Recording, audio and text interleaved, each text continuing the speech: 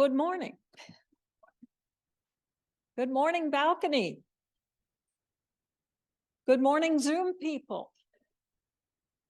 If only we knew and you were all here, but we're going to pretend you are, because you are. I titled this sermon, A Personal Earth. For me, it is a very meaningful privilege to be back in the UUCville pulpit. I want to thank everyone involved in making this possible. Our services have evolved so much that we need a crew, not just a few, and that's wonderful. This will be my 7th lay sermon here in 40 years, and each one has been a chance to redefine a viscerally agnostic spirituality and share some of its quirkier bits with this community I love. And also to fulfill a few genes I was born with. I write a lot and love the oral tradition. My grandfather, though, was a hellfire and brimstone pastor in plain states and tornado territories. There will be no hellfire today, unless we count the climate. I also tend to break too many of the rules of proper sermon writing, unfortunately, in that I don't outline, use the first person way too much, and sort of ADHD ramble and free associate my way to some sort of view that I hope is shareable. So thank you very much for the generosity of your listening. As inquiring, open-minded UUs, we're all pretty familiar with the joys of label gazing, or maybe it's navel gazing. We may have grown up with one set of labels, chosen different ones as we matured, and yet the older we get, we may find ourselves less than excited about our latest and most accurate personal descriptions. As I was beginning to write this, I went outside to find out if one label I always liked is still truthful. Tree hugger. Yes, it is.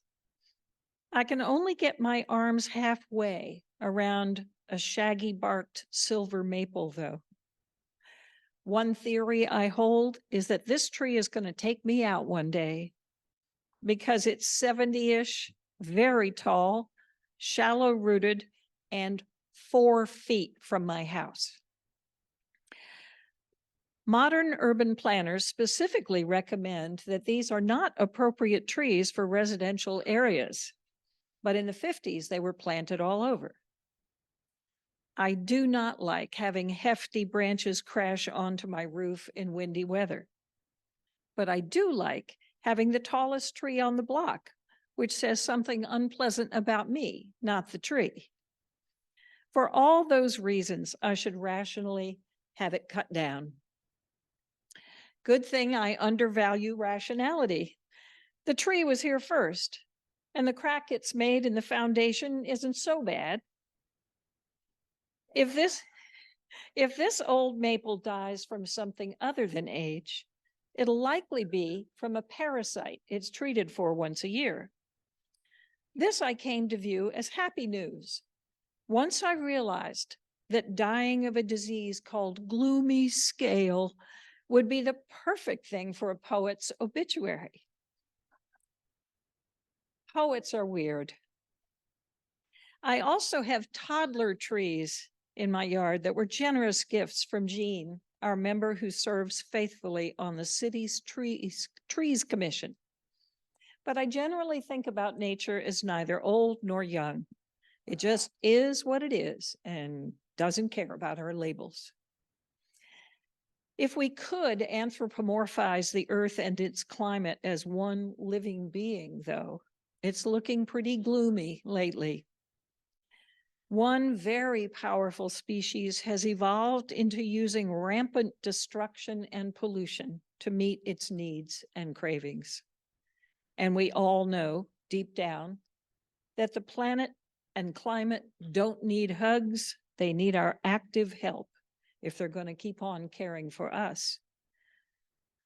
How we anthropomorphize nature might hold a small key to a few constructive thoughts about the environmental and climate crises. Beware the wrath of Mother Nature is one concept about power and survival that is simply bred into us.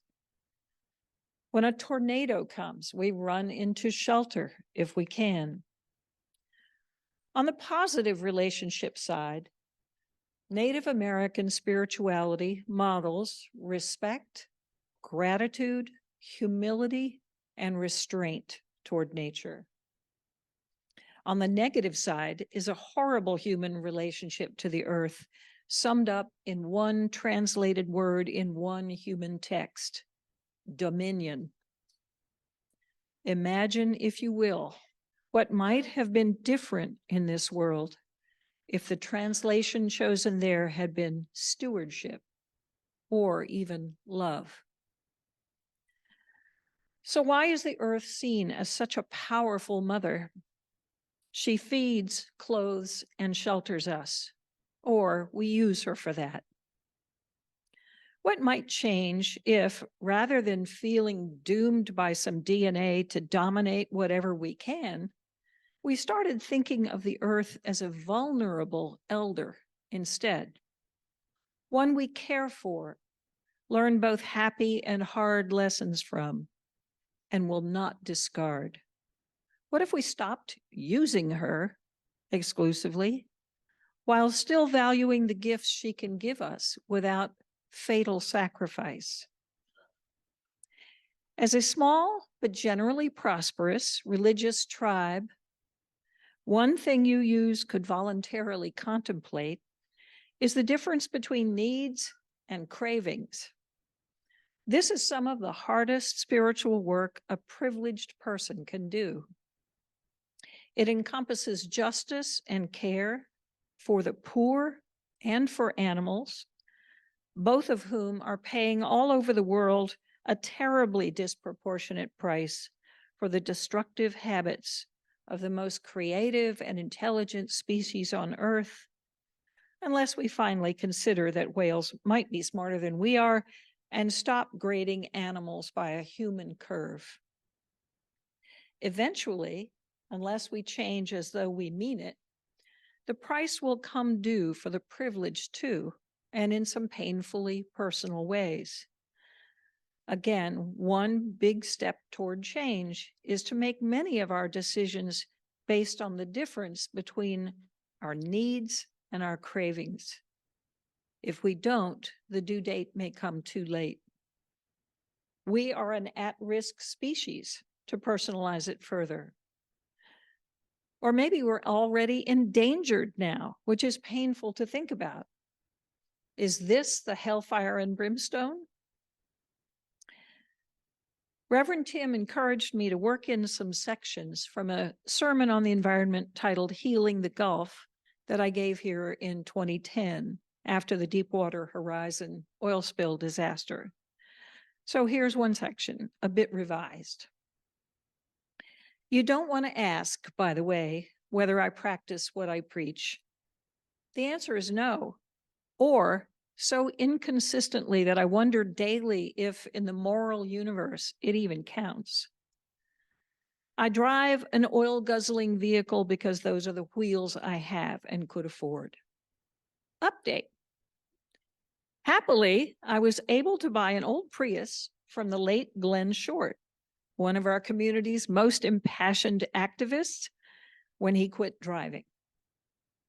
Unhappily, I shop mostly online, which involves both shipping wastes and pollution and supporting a community flattening industry owned by an oligarch.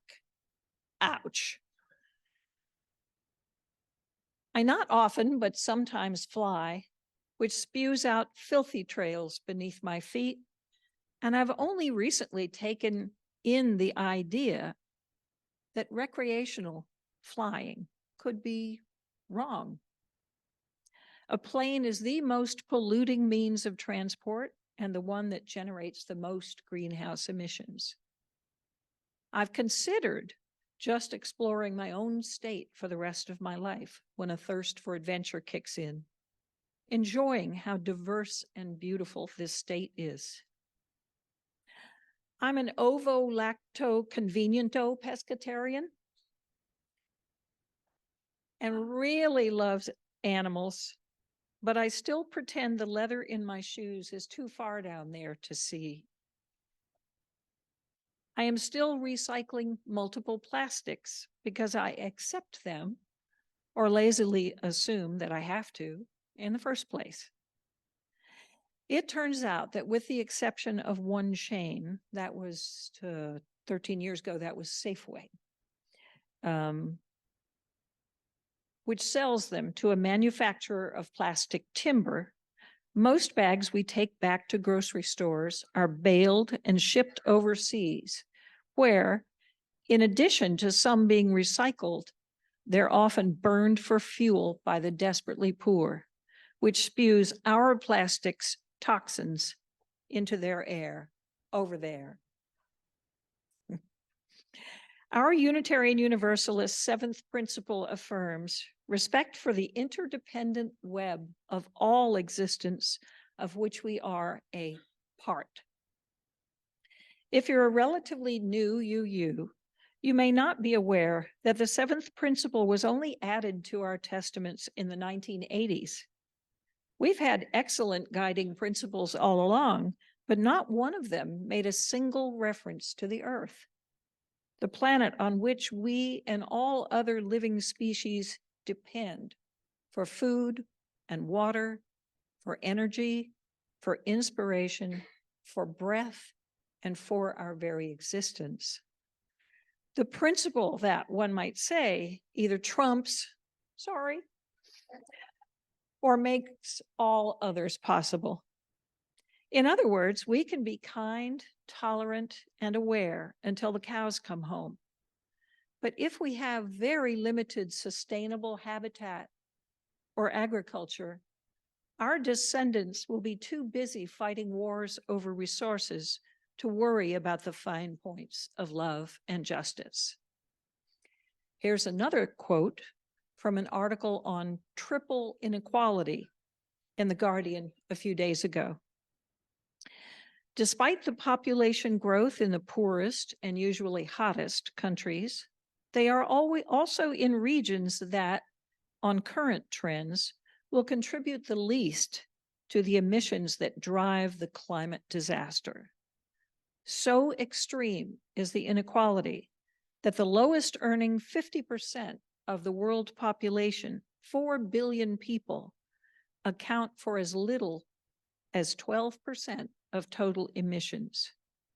And those at the very bottom of the pile barely register at all. Mali's per capita CO2 emissions are about 1/75 of those in the US. Even if the lowest earning third of the global population, more than 2.6 billion people, were to raise themselves above the $3.20 a day poverty line, it would increase total emissions by a mere 5%. That is 1/3 of the emissions of the richest 1%. More statistics. Half the world's population, led by the top 10% of the income distribution, and above all, by the global elite, drive a globe-spanning production system that destabilizes the environment for everyone. The worst effects are suffered by the poorest, and in the coming decades, the impact will become progressively more extreme. And yet their poverty means they are virtually powerless to protect themselves. Now let's get back to the fun part. Contemplating the differences between our actual needs and cravings to consume. Could this become a UU spiritual practice? If not, why is that so? Is it asking too much of ourselves? For example, food is an inescapable need, and can also trigger many a craving. One hoary old factoid won't leave us alone, however. The number one most positive impact one human being in the developed world can have on saving our planet and climate is not buying an electric vehicle. It's not eating meat. I've managed to stop consuming the flesh of mammals and poultry, relapsing every Thanksgiving. But in my personal protein hunt, I've deliberately refused to hold any compassion for fish. And I also consume eggs and some dairy. Heist on me own fork is the truth of it. I'm a privileged poster child for hypocrisy then, but I'd certainly be a virtue signaler if I had enough virtue to share.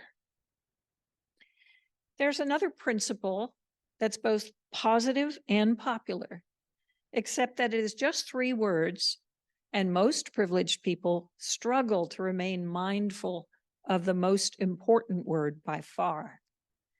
The 3 R's are reduce, reuse, and recycle. Reuse seems practical and mostly self-evident. Recycle is a mixed bag in effectiveness, but certainly better than endlessly increasing the size of toxic landfills that dribble poisons into the soil and water, and of plastic islands in the ocean which choke endangered marine animals and poison and stress the fish that are a key part of so many humans' food supply. Following the first part, reduce your consuming, can help your individual relationship with a personal planet to thrive. We can do that in so many ways. For me, one simple one would just be finally winning my struggle to remember to always carry my own reusable bag when I shop locally. Another is intentionally visualizing the natural life of any animal I'm about to load onto my plate. Allowed to live their lives, cows, chickens, pigs, and lambs frolic, congregate, form real emotional bonds, fear violence and pain, and mourn their fellows. That's when another spiritual growth engine can kick in, compassion. Okay, if we're all feeling guilty now, I have failed in my mission. Reflexive guilt does not serve us or the planet, though it can help by waking us up to our choices. Guilt is the recognition I've done harm. So the next thing to do is to make whatever amends I can. Guilt's cruel cousin, shame, does not help. But love does serve us and this planet. It comforts, inspires, and sustains us from the inside out. I'll close with 2 simple practices you might try, and one may sound familiar. Turn the personal searchlight of your own love and compassion out over this planet and all who live here. Then turn it around and beam it into your own imperfect, beautiful heart. Feel it all. And hug a tree once a week, maybe. So may it be.